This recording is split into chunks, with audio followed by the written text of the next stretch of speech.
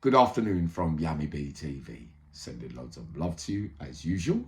And as promised, thank you for pulling my coattail on the Voices of Longlarten documentary 1989, where some CAT A prisoners and some BCAT categories as well are allowed to ask some questions to prison visitors coming in from all walks of life, if you get what I mean. One of those being, of course, the great Jimmy Boyle. What a great man he was. Or I don't know if he's still alive, how Jimmy. Sense of Freedom, yeah, you remember the book? I read that first in Aylesbury. But what a man. Why don't we let the inmates be probation officers? Wow, Jimmy, that was a good one. Good try, my boy. But it was never, ever going to happen. I almost fell out my chair laughing. Also in the audience, the great Charlie Bronson, right? He'd already served a 7 or 8 or 9 or something like that at that time, being released, was that 6 weeks or 10 weeks, like I used to do, and came back to prison with another sentence, the sentence that he has never, ever been released from. Was in the audience. I'm sure he had a little plaque in his hand as well to start with, and then put it down. You look really well there, Charlie. Also in the audience, in the prisoners' audience, Alan Burns. I swear I met him from Scotland as well. Meant to have been proper stuff as well. And a geezer called Cheatham, amongst another few Cockney geezers that I recognised as well. But that's not what we're going to talk about today. Charlie says after being released from that first sentence, he got released as a Category A prisoner, right? No resettlement, no downgrading in anything. Just sent out into the wide world, released on the book, because that wouldn't happen today, not with the crimes that he committed back then. Remember, it was harder, it was easier to get on the book for selected lot them days for particular people and crimes, right? These days now, you can be put on a book for murders and gun crime, but not necessarily so. But in the old days, for serious crime, you would have to go on the CAT A book, if you get what I mean. I think I'm right in saying that. But these days, you're not necessarily so, you know, because there's so much of serious crime, if you get what I mean. So Charlie says he got released. His dad picked him up at the gate. They stopped off down the road and he went to the toilet to relieve himself. Surrounded by loads of men, allegedly men. It has to be in the gentleman's toilet, if you get what I mean. Charlie started to feel a bit strange. Okay, I understand that. The question was asked, Charlie, you sure you weren't a bit paranoid? No. It just felt a little bit. I know what you mean when you get put in the big wide world. But Charlie, there were many times along the way that you went into the recess and there was all men standing there. It was a good one. But I know, but everybody's different. Was he paranoid? But did he have the right? No, let's be serious. Don't joke about it, Yummy. Did you need if he would have had that resettlement and that time period to get, a home leave even, yes, Charlie, definitely, to, resettle into the community a bit slowly, yeah? Would it have stopped what was going to happen next? What's been written in history now, that's going to be in the history books forever, evermore, that since that time in the toilet, when you came back after a few weeks, you haven't been released since. So, make my brain tick a little bit. So if that's 1989, when he was on normal location on the Isle of Wight, when after that he was in the units forever and ever. So I tried to work out which way round it was with the dates and everything. So strange. These kind of things would never happen now. No way would you allow CAT A prisoners to talk to an audience and ask questions. How about that one? The number one governor states, is asked the question, what do you think? How are you going to get? Why is it that? How are you going to get control so that you can be fair for everybody that lives in your institution? He goes, well, there's, as long as they don't pollute the Longlarten institution with drugs, then everybody can live happily ever after. Sadly, we know that was never going to happen either. But when asked the question about negotiating with the prisoners, that if you lot don't bring in anything, you'll be able to get everything you want in this institution. I don't think so. You know that's never gonna happen, and it would definitely be no negotiating. But he's an old school general, right? You know there's good and bad in everyone as well. But at least at least he brought it to the table. Not many governors would have allowed that.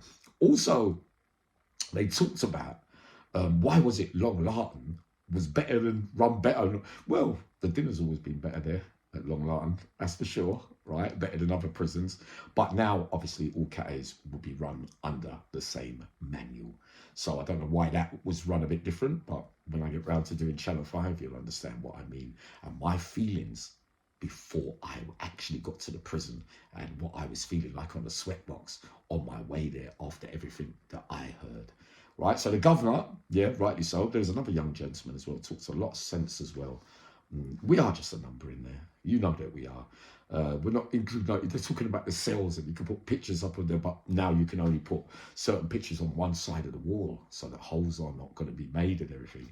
And how fitting that my great mate, Johnny Kendall, they showed a little bit of the clip of him diving into the helicopter in Gartree. John, do you see what you've done to everyone? After you did that, they put all the balls up. So all the helicopters can't come in no more. But what a move, John. Yeah, that'll go down rightly so in history.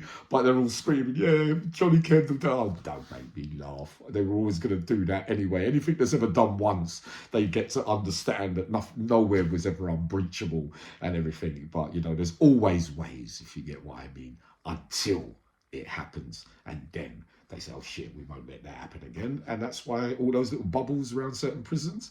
But saying it affected people's exercises and all that, what a load of shit. No, but seriously, no. It was good insight, 1989, looking for reform and fair dues, human rights for prisoners and killers and robbers like me and, you know, all the baddies, the rapists and all that. Human rights. No. I might sit alone on this one. I really don't care. But when you commit serious crimes, you're to go there. And it's not meant to be easy.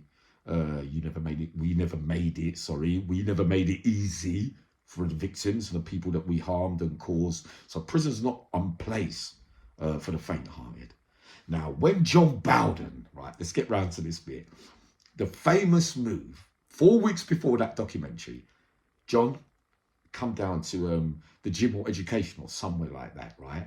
So, right, they know they can't go in John Bowden's cell, right? Men have used this trick along the years. Many men will be able to testify this. Come down to education. With me, they did it to me once. Come to the legal visits. Someone's waiting, visit. What? Come down to the, you got to go down, someone, to get you out of your cell because you are, when they do the risk management thing, especially with John Bowden, then they're going to say, well, if we go in the cell, it's closed. He knows ways round the shields. You know, it could come unstuck. If we go there, he's going to get really angry. So what do? They say, come down here, follow us down to there. And then when you walk down where you got to walk through the corridors, wherever, right, you've got to go, you get shipped out. The bus is waiting there, blah, blah, blah. He headbutts a screw, right?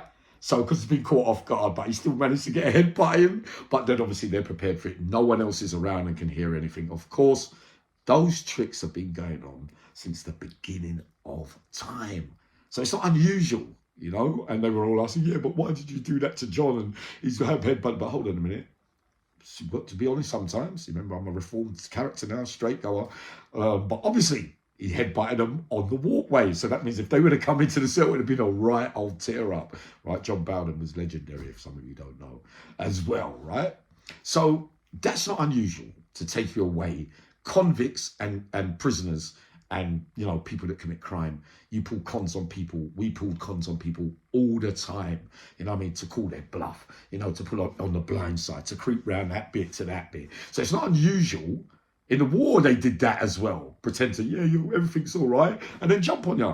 That's how they do it. The rules are not going to change. That's not nothing, you know, that's really to say that you've been hard done by when you're getting shanghaied out of a prison. So, yeah, times have changed.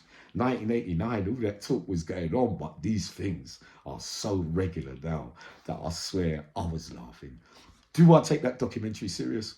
No, I don't, because it's got no bearing on today, and the things they were talking about have never happened really. It's got worse and worse because you're not going with the times. They're talking about at that time, maybe you didn't do nothing, whatever anybody asked anyway, if you get what I mean. All it did was more crime, more serious. The streets became more harder for normal folks, with criminals like me and others running about. The sentences got bigger, more of it was happening, more lives were being lost. So then the system has to change as well, because you've got to remember the different nationalities, cultures, the division between. Good points to make about beating up the nonces, though. Very, very true. Razor made it on one of those documentaries as well, that you're in there, let's beat the nonces, let's beat the screws, let's do all that. You know, it's some fantasy bit of what do we call it? What do they say? Non-fiction or fiction? I can't remember which now. Books. Oh, fiction. Yeah. Not non-fiction. Yeah. Fiction. Because you're making so, we'll do it this way and we'll do it that way. That means that we're all right. Really, you are the worstest of the worst in that life. But so are we. You know what I mean? When you think about it. So is it all playing out? Was it all for nothing? Yes, it was. We all lived a lie, I'm afraid. And those are the facts. So the documentary, what did it really tell us? Nothing. Because time's moved on now. Things have got worse. And those kind of things that they were asking for in that audience would never happen today. And definitely not a government negotiating with prisoners in a CAT A. No way. Right. Should broke that down. All right, I'll leave this video and I'll do the Charlie Bronson parole thing in a minute. All right. Sending loads of love to you. Thanks for pulling my coat on that one.